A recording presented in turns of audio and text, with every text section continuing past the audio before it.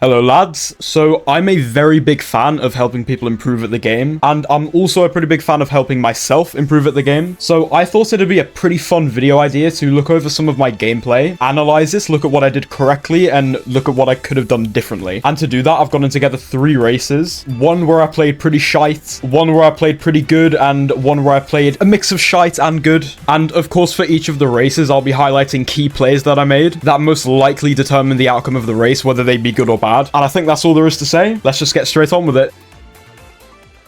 So this first race I'm going to show was a pretty bad one. This was the last race in a tier S I played, and I believe my partner was Avalon at the time. The majority of lap 1 is going to be me just running in first, so I'll just let it play out.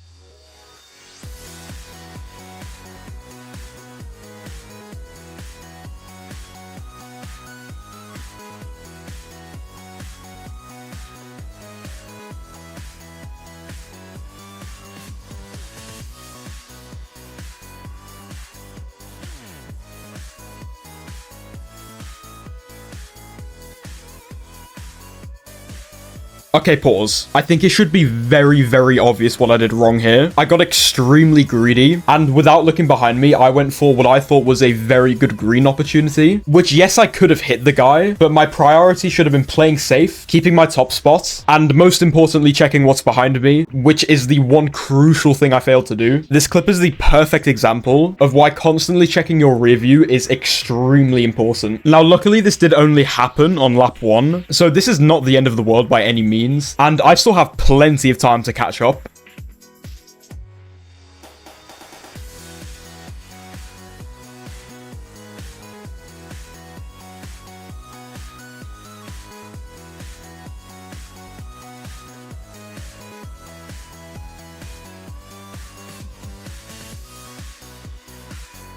Now, I've just put myself in an extremely bad situation. If you're bagging Madrid, this is probably the worst place you could be without an item. Simply put, because without an item, I'm missing out on the biggest shortcut on the entire track. And while it was kind of unlucky that the guy behind me did swerve into the wide box, which I couldn't really predict, I wouldn't have even been in that situation if I saw that the tight double was fully available. So unfortunately, because of that misplay, I put myself much further behind than I would have liked.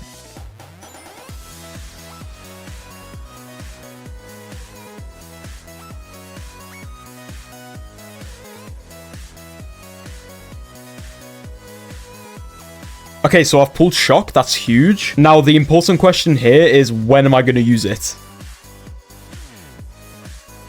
So yeah, I used that shock almost immediately, and at the time, I had pretty good reason to. For reference, my teammate was the Inkling girl in the front, so my intentions were to shock my teammates into sets, and also make sure the guy in first got blued, which I assumed would both be very good things for my teammates. And I also thought the shock would be pretty good for me catching up, since I dodged practically no one, which, trust me, I could not have been more wrong, and you'll see why in a second.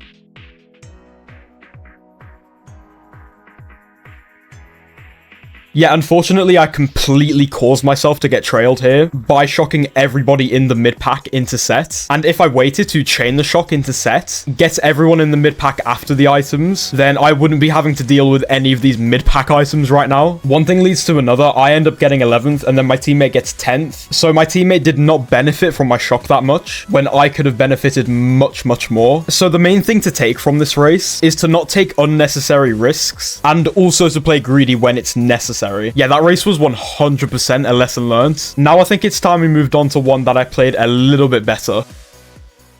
Now, this was the second to last race in a tier S I played with Reese, and this race I played much, much better, being in the front a lot more than I was on Madrid.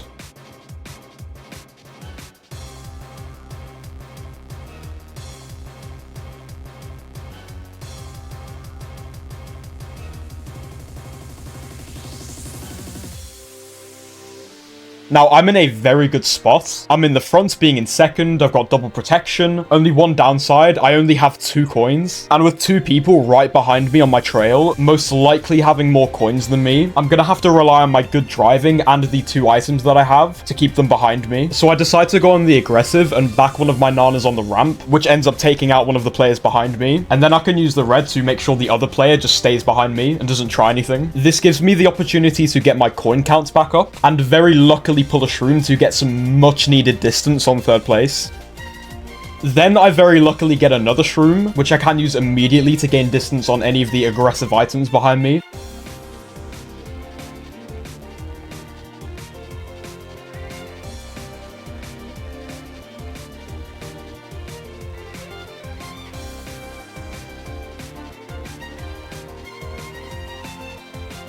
So yeah, at this point I wasn't pulling any reds to kill first with, so my prime intentions were to play for second. I can see on the minimap that my teammate is starting to make a bit of a comeback, so I decide to play on the aggressive to try and get him some spots. First backing the Japanese player, because their team was our competition at the time, and then lastly going for tag M on the last turn, hoping my teammate would hopefully overtake him, which he did end up doing. So the main things I did correctly that race to keep my top spot was playing with the right amount of aggression when it was necessary and getting full use out of all of my items, and also keeping on top of my coin count, which is extremely important if you want to stay in the front, especially on a track like Mumu where coins can be pretty scarce for the most part. Yeah, I think with this race I definitely made the best out of the situation I was in. Now let's move on to a race where I played okay, but I didn't play so good either. Now, this was the 10th race of a Tier X I played with Nyx, and I played this race okay, but I made a few costly mistakes, which probably cost me getting a top spot. And the starting of this race was pretty unfortunate, which you'll see in a second. Yeah, this was just a bit of an unlucky lag trail, and I ended up getting my teammates with my own trail, so we did unfortunately have to bag this race, but this did thankfully end up working out for us later on.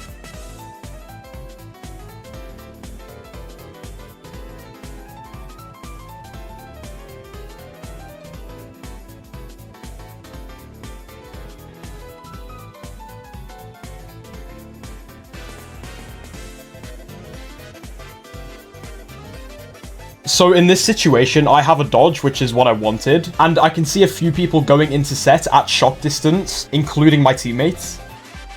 I then very luckily pull a bullet bill, which gives me a lot of invincibility time, so I start chaining my dodges, anticipating either the enemy pulling shock or hopefully my teammate pulling shock. And luckily enough, and unfortunately for my teammate, one of the enemy players in the back did pull shock and end up using it. I end up smuggling a ghost near the front of the pack, which I unfortunately have to instantly use because of the player in front of me pulling a horn and me not risking wanting to get horned. Now, this is the part of the race where I really mess things up. Yeah, simply put, I should have used my horn. Now, you can see why I didn't want to, as if there was another blue and I ended up horning everyone out and being in first, I could have been in a very bad situation. But I think risking a blue shell is a very good trade-off for just staying on the track. And even if I did want to hold my horn, I 100% should have gone around the cut instead. Now, luckily, I did salvage this race with a very good item pull from last set, so I'll just let that play out.